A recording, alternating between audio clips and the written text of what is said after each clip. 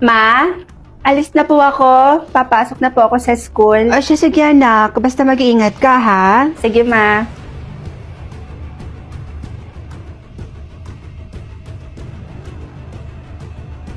Ha? Bakit parang lahat tungkol kay Papa?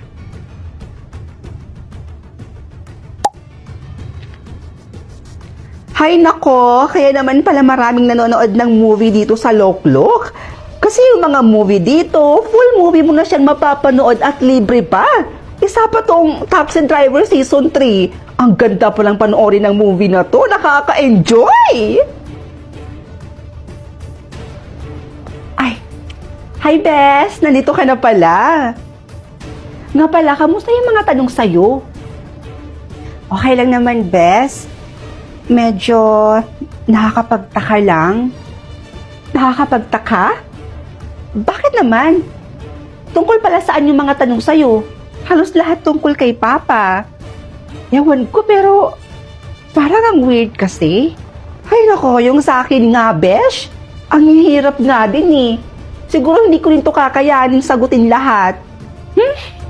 Kaya mo yan, Besh, do? Ikaw pa ba?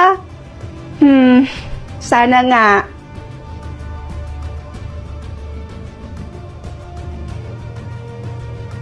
Ang weird. Tungkol na naman kay Papa?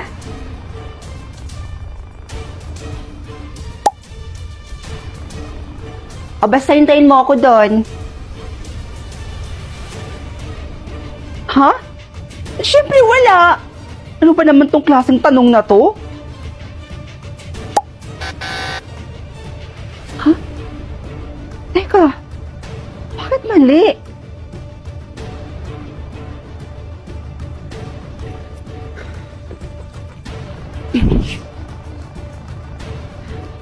Uy, Bes! Bakit parang nagmamadali ka yata? Ano bang meron? Ano kasi, Bes? May mali kasi ako nasagutan tungkol kay Papa. Gusto ko munang umuwi at gusto ko makausap si Mama. May gusto kasi akong itanong sa kanya tungkol kay Papa eh.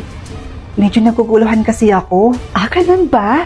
O siya nga pala, Bes, mag-iingat ka dyan sa daan ha? Dahil may killer na paggala-gala ngayon. Ang dami na nga nang napatay. Ha? Totoo ba yan? Oo, Bes.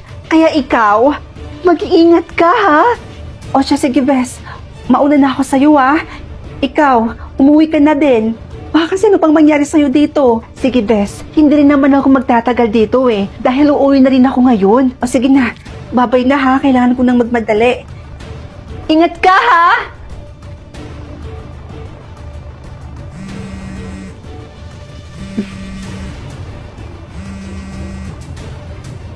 Hello, Ma. Bakit po? Anak, nasan ka?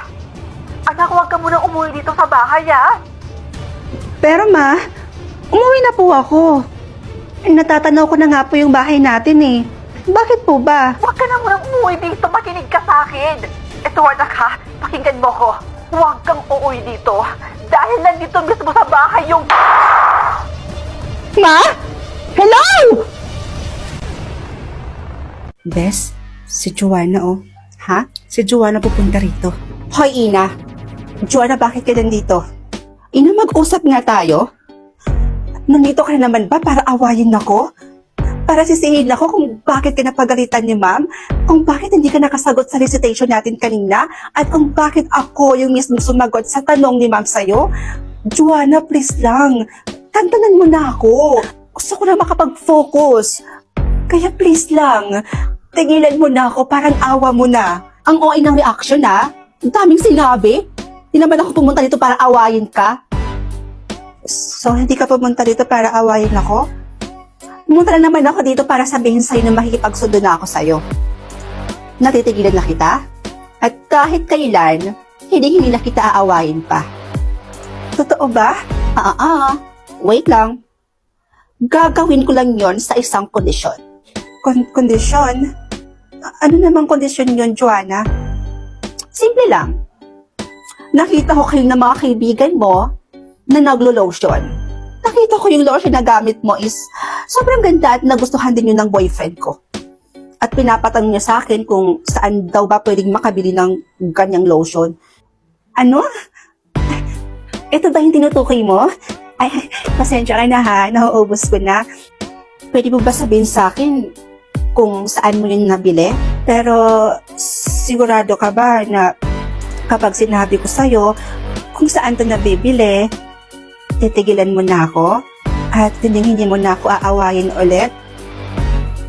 Oo nga, sinabi ko na kanina, di ba? Promise yan, ha? Alam mo, itong Ishin Body Lotion, lakas maka-glowing ng skin. At yung whitening niya, sobrang natural. And alam mo, itong Ishin Body Lotion, may SPF 30 din siya. So, ibig sabihin, hindi lang siya sa katawan pwedeng gamitin or sa balat natin.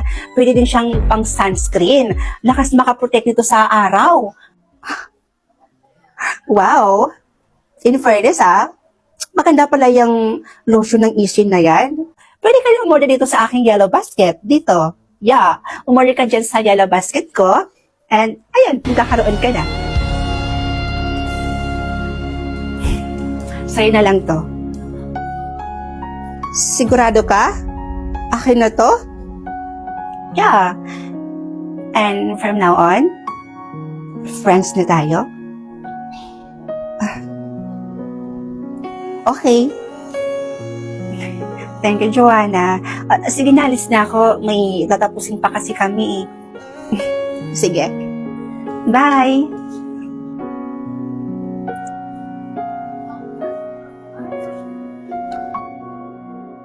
Halika, tuloy ka. Ito yung bahay na sinasabi ko na bahay namin ng mister ko. Anong masasabi mo sa bahay namin? Maganda ba? Oo, maganda naman. Pero alam mo ba kung ano yung problema dito? Tumbok itong bahay mo. At alam mo ba kung ano yung ibig sabihin nun? Sa'yo lahat mapupunta ang kamalasan. Ito talaga, 2025 na. Naniniwala ka pa rin sa tumbok-tumbok na yan? Ano ka ba? Totoo nga yung sinasabi ko. At ito pa yung sinasabi nila. Kapag may bumisita daw sa bahay na tumbok, maaga daw itong natitigok. Hindi totoo yan. Kasi kung totoo yan, di sana matagal na kaming minamalas. Alam mo, imbes na kung ano-ano pa yung sasabihin mo, halika na lang at pumasok tayo sa loob at nang makameryenda ka naman. Halika na. Ay naku, hindi na. Dahil may pupuntahan pa akong binyag mamaya. Kung nagkape pa ako, baka malate pa ako. O siya, sige na, mauna na ako ha. Ha? Sigurado ka? O baka namang natatakot ka lang kasi nga sabi mo, tumbok tong bahay namin. Gaya nga ng sinabi mo, 'di ba? 2025 na, nagpapaniwala ka pa rin sa tumbok-tumbok na 'yan, 'di ba? Jesus, o siya, sige na. O siya, sige na, mauna na ako. Mag-ingat ka. Bye.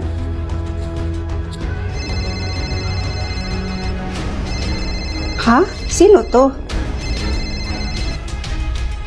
Hello? Oho, bakit ho?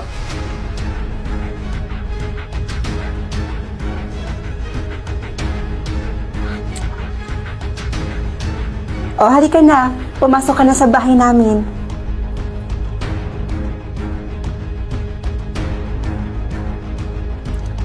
Pasensya ka na ha. Hindi pa ako nakapaglinis dito. Alam mo namang masyado ako naging busy ngayong week. Okay lang, ano ka ba? Alam mo, buti na lang at hindi ka natatakot dito sa bahay mo. Natumbok tong bahay namin. Dami na rin nagsasabi niyan. Alam mo, kung oras na ng tao, oras na niya. At walang kinalaman niyang tumbok-tumbok na yan. Sa bagay, may point ka. Tapos ka na kumain? Oo, tapos na ako. O siya, mauna na ako ha. Kasi alam mo naman, bawal akong gabihin. O siya, mag-iingat ka. Baka mamaya maaksidente ka pa. Madamay pa tong bahay namin. O siya, sige na. Mauna na ako. O siya, sige. Bye!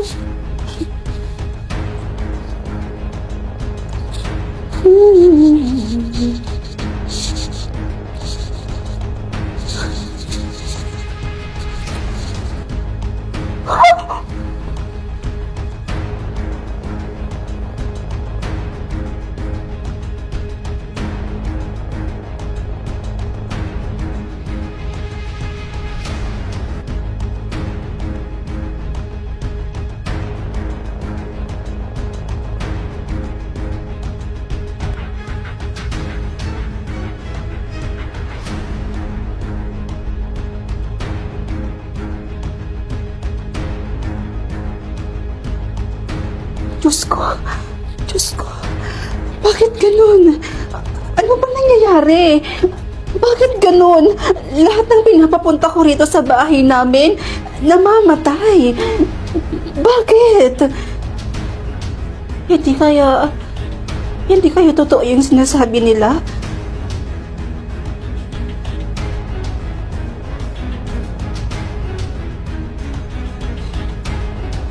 Maniniwala na ba tayo sa tumbok na yan? Ha? Ay kung ganon, sino? Sino?